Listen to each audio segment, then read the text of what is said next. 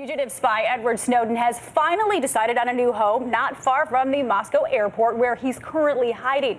Snowden now says he wants asylum in Russia and will agree to stop spilling American secrets if he's allowed to stay. But considering all the new pressure from the White House, that's a pretty big if. ABC's Kirat Radia has more from Moscow.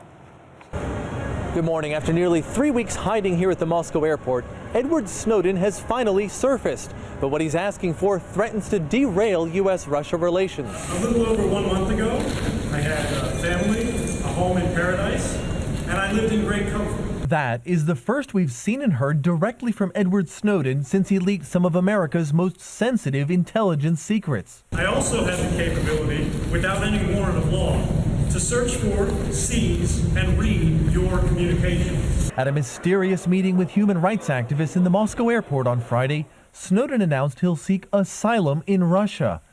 Why Russia? He doesn't think he has safe passage to asylum offers in Latin America.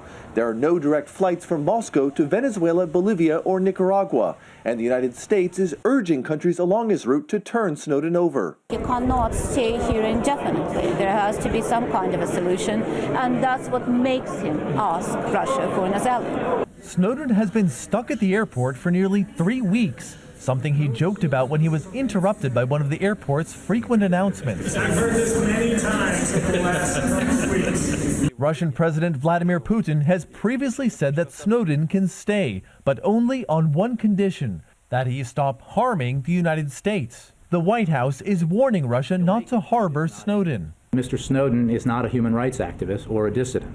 He is accused of leaking classified information. President Obama himself raised the Snowden situation with President Putin in a phone call Friday night. The two leaders will hold a summit in Moscow in just 6 weeks.